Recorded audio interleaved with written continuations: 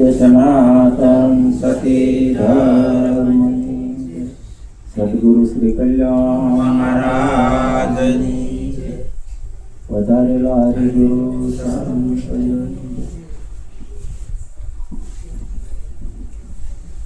તો ગુરુપદ પંકજ પૂંજતા અને સૌદ લોક પૂજાય શેષ વિરંશી શારદા ગુરુતરા જશગા નામ નગર નવ ખંડમાન નિરાત નિર્ગુણ દેશ અમર ફળ ત્યાં નીપજે વર્ષે ગમે મેં જાણ્યું કે હરિદૂર છે ને હરિશે રુદિયાની માય આડે દિવાલ કપટ કી તેથી હરે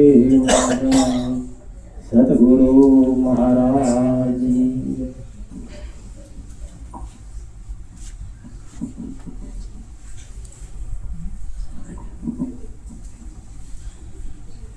આજે ગીતાબેનના ઘરે ગીતાબેન ને રમેશભાઈ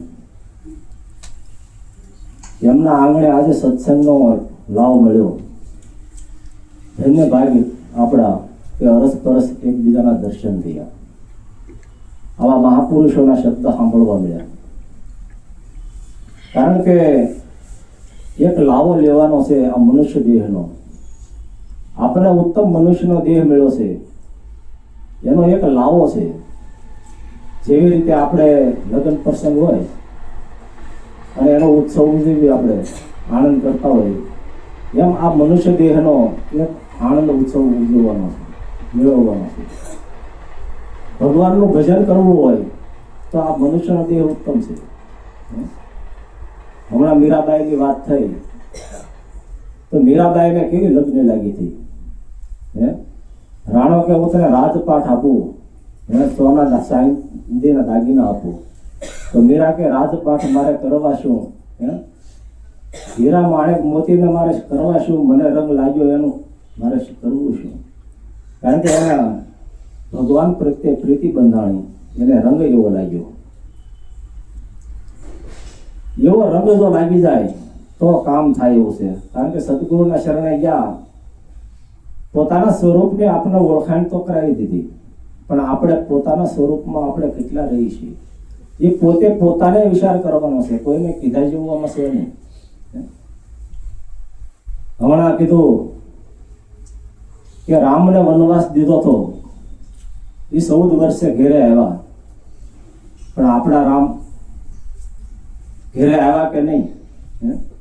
રામ ક્યારે ઘેરે આવે? રામ અયોધ્યા ક્યારે આવે કે યુદ્ધ વગરની જગ્યા. આ દેહની અંદર જ્યારે યુદ્ધ બંધ થઈ જાય ને બધા, તો એ આપણો આત્મ રામ છે એ ઘેરે આવે. અને રાવણ મરે ત્યારે આપણામાં રાવણ મર્યો છે.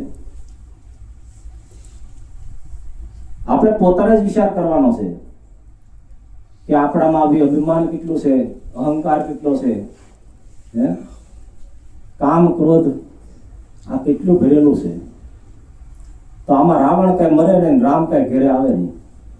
રાવણ મરે તો ઘેરે રામ આવે, નકર રામ ઘેરે આવે નહીં. સદગુરુ મહારાજે તો જેમ છે તેમ તમારો રામ પ્રગટ બતાવી દીધો.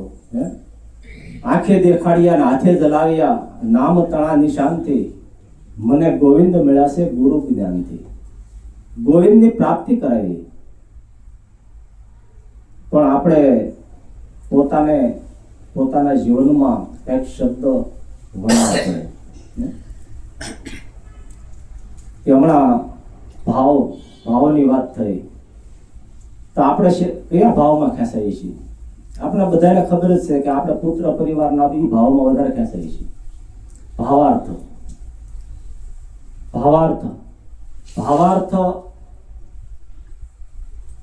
શેની પ્રત્યે હોવો જોઈએ? તો પરમાત્મા પ્રત્યે એક લક્ષ્ય હોવો જોઈએ. લક્ષ્યાર્થ, ભાવાર્થ પછી લક્ષ્યાર્થ. ભાવ પરમાત્મા પ્રત્યે હોવો જોઈએ, એમાં લક્ષ્ય આપણું લાગવું જોઈએ. તો એક શબ્દની પ્રાપ્તિ થાય. શબ્દાર્થ પછી યથાર્થ, જેમ છે તેમ તમારો સ્વરૂપ યથાર્થ સ્વરૂપે તેની પ્રગટ થાય. સદગુરુ મહારાજે પ્રગટ જે કર્યું છે આપણું પોતાનું સ્વરૂપ, હમણાં કીધું ને શૂન્ય સ્વરૂપ. પણ શૂન્યની કોઈ કિંમત નથી. શૂન્યની કોઈ કિંમત ખરી? શૂન્યની શું કિંમત? આ એક આવ્યો એટલે 10 થયા. હે, શૂન્ય તો હતી જ, પણ આ એકડો આવ્યો એટલે 10 થયા. એક છે 9 ને તાળીને લેવું. 9 દ્વારનો આ દેહ છે, અને આ દેહની કિંમત છે, શૂન્યની કોઈ કિંમત નથી. આ દેહ છે એટલે પરમાત્માનું ભજન થાય છે.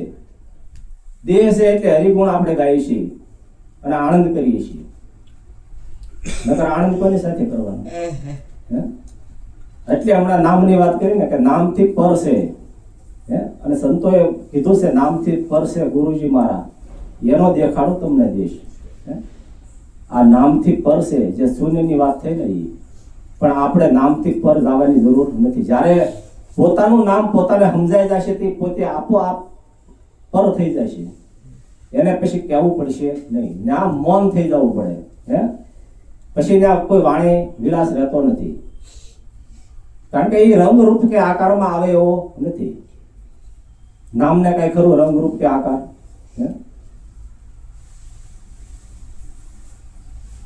એને કાંઈ રંગરૂપ કે આકાર નથી.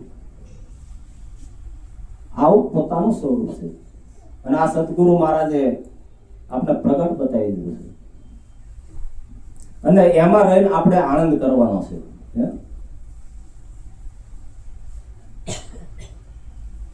કારણ કે પોતાનું સ્વરૂપ છે એ જ પ્રગટ આનંદ સ્વરૂપ છે. પણ આપણે આનંદમાં રહીએ છીએ.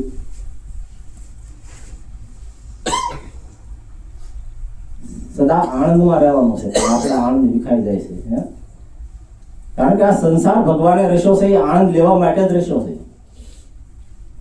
પણ આનંદ રહેશે. બાળક જન્મે ત્યારે એનો આનંદ આપણને થાય. પછી મોટો થાય, વરાવી પરણાવી ઘર બહાર કરી દે, અને પછી આપણને રાખે નહીં, તો એ આનંદ વિખાઈ જાય કે ન થાય? કારણ કે જે આનંદ આપણે લેવાનો છે એ આનંદ લેવાતો નથી. પછી એના વગોડા થાય કે આ મને રાખતો નથી, બાયલો થઈ ગયો છે, આવો થઈ ગયો છે. બાયુનું સાંભળે છે, મારો કાંઈ સાંભળતા નથી. પણ આપણું કાંઈક એવું કર્મ હોય, એટલે આપણે વિરોધમાં હાલતા હોય.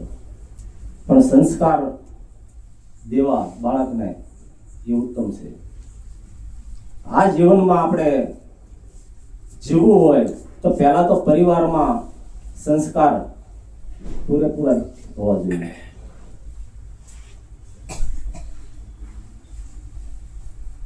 કારણ કે આપણે કહીએ ને કે મંદિર ને એ બધું ખોટું છે, પણ ખોટું કાંઈ નથી.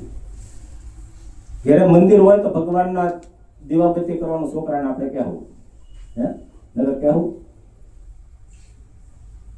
કારણ કે એ પહેલું પગથિયું છે. એમના ઘાટ વગેરે ઘાટની ઓળખાણ થવાની નથી. કારણ કે દ્રશ્ય દેખાય છે, ત્યાં દ્રષ્ટિ આપણી ઠરાય છે. આમું દ્રશ્ય છે, પોતે દ્રષ્ટા છે, પણ દર્શન વચ્ચે પીડ્યું છે. આ તો સદગુરુ મહારાજે આપણે કૃપા કરી અને આપણે એનું દર્શન કરાયું. પણ સંતો મહાપુરુષો એ આપણે સમજાવે છે, એ આપણે સમજવાનું છે. ઘરે બાળકોને એ લાઈને ચડાવવા પડશે કે આ ભગવાન છે, કૃષ્ણ ભગવાનની મૂર્તિ બતાવવી પડશે. જેમ મીરાબાઈને કીધું, મીરાબાઈને એક જાન પણવા આવી, અને મીરાબાઈ એની બાને એમ કીધું કે આ કોણ છે? તે કે એ જાન છે, એ પણવા આવે છે. તો એનો વરાજો છે કન્યાનો. તો કે મારો વરાજો કોણ? હવે મીરાબાઈ અર્થ કરી કે મારો વરાજો કોણ? તેને કૃષ્ણ ભગવાનની મૂર્તિ દીધી, આ તારો વરાજો. એટલે એની હારીને લગ્ન લાગી ગઈ. એમ સદગુરુના શરણે આપણને આ પોતાની ઓળખાણ કરી દીધી. એક શબ્દ છે, સુરતાનો વર છે, અને એની હારી એના લગ્ન કરાવી દીધા. પણ આપણી સુરતા શબ્દ સાથે રહેશે કેટલી? અહોનિશ જો એમાં રહે તો સાસરિયાના ઘરમાં આ સત્સંગ છે, સાસરિયું છે. પણ આપણે તો અનુકૂળતા હોય ત્યારે સત્સંગમાં આવવું, અને અનુકૂળતા ન હોય તો કે હવે કાંઈ જવું નથી. 2-5 બેનપણીઓ મળી ગયો, 2-5 ભાઈબંધ મળી જાય તો ગંજે 50 ટીપા જવાનું, કાં ગપ્પા મારવા બેસી જવાનું. સત્સંગની જગ્યાએ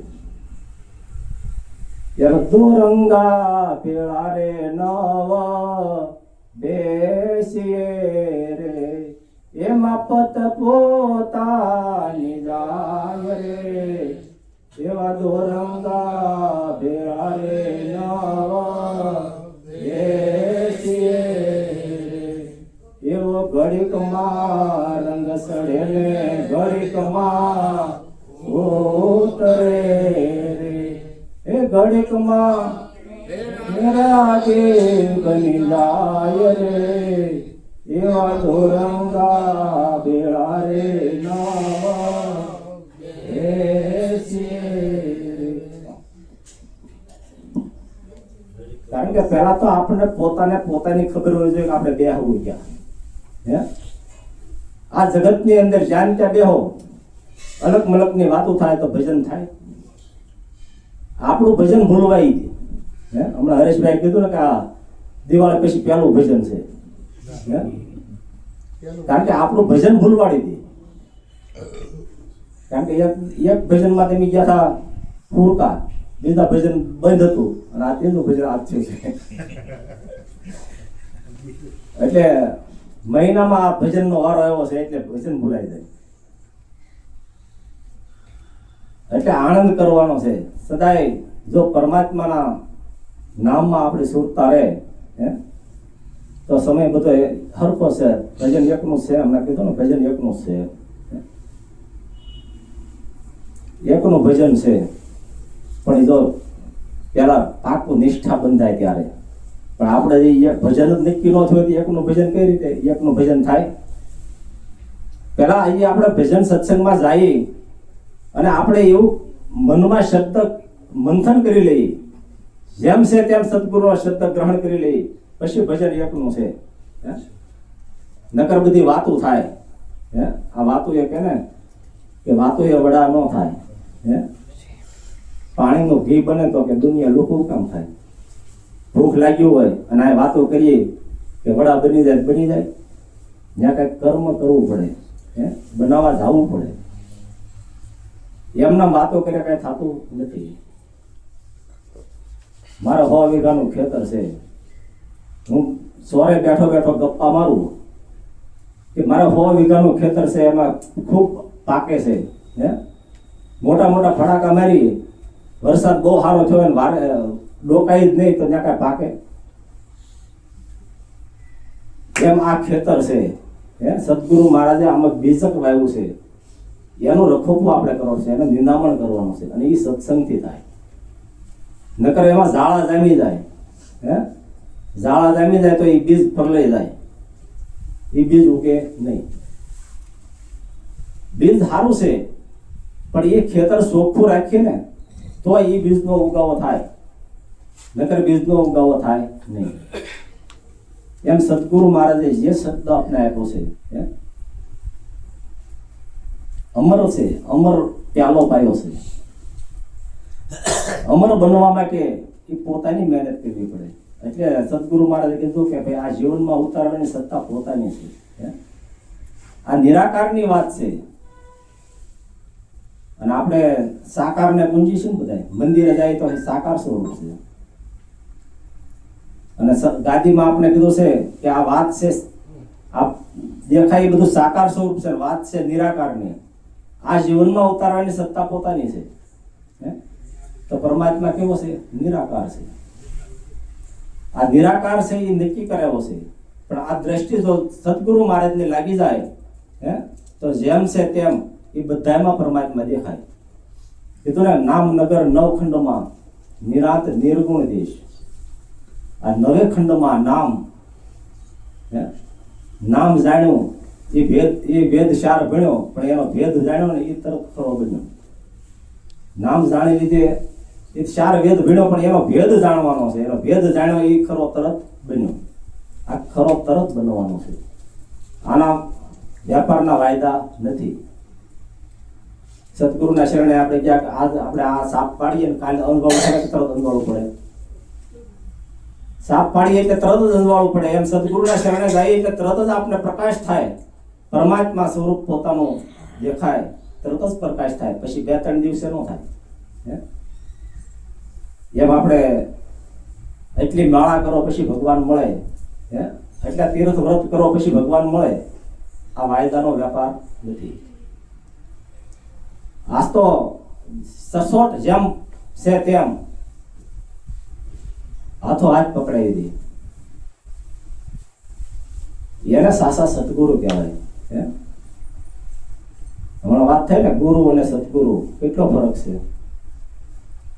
ગુરુ છે એ બંધનમાં નાખે, હે, કે તારે એટલે માળા ફેરવવી પડશે, એટલા જપ કરવા પડશે, આ મંત્ર તને આપું છું, આ બંધનમાં નાખે.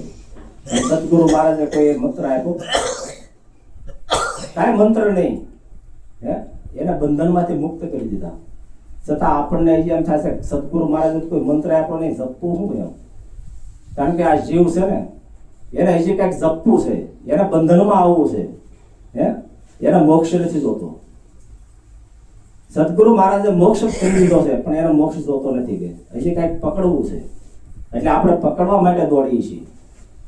હે, આપણે સદગુરુ માથે પૂર્ણ ભરોસો નથી એટલે હજી આપણે દોડીએ છીએ. કારણ કે એક શંકર ભગવાન અને પાર્વતીજી, હવે એ શંકર ભગવાન પાર્વતીજીએ શંકર ભગવાનને કીધું કે આ ગંગાજીમાં નાય, બધા પવિત્ર છે, પવિત્ર થઈ જાય. આપણે કહીએ ને ગંગાજી નાય એટલે પવિત્ર થઈ જઈએ. તો શંકર ભગવાન કે હાલો આપણે એને પરીક્ષા કરીએ. હવે એ પરીક્ષા કરવા માટે આવ્યા.